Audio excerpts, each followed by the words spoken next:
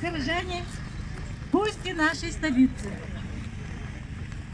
Сегодня, 26 октября 2019 года, мы начинаем митинг в защиту конституционных прав жителя города Якутска, Республики Саха-Якутия, жителя, гражданина России Габышева Александра Прокопьевича Шамана. Митинг, как организатор, считаю открытым.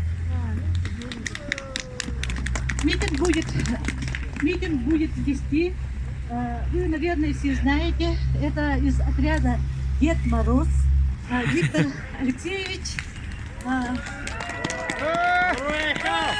Принимайте его.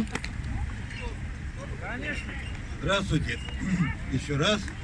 Я часто здороваюсь, говорю: здравствуйте, наша большая страна и наша маленькая планета, может быть, это слышали. А теперь я говорю: здравствуйте непосредственно жители Якутска. Я первый раз вот так обращаюсь вживую ко всем. Я рад всех вас видеть. Спасибо вам огромное, что вы пришли. Спасибо огромное. Спасибо. Вот ваша поддержка придает мне силы начать этот митинг и вместе с вами добиться какого-то конкретного результата. Поэтому, вот видите, наконец-то моя спина не нагибается. Давайте начнем митинг, давайте начнем с этой позитивной ноты.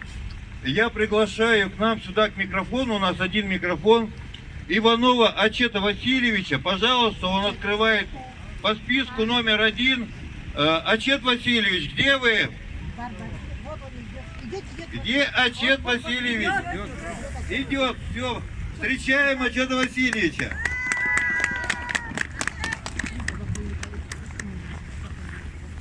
Здравствуйте, собравшиеся за свободу и честь Шамана. На свободу и честь каждого, кто говорит правду и думает о правде, и следует правде.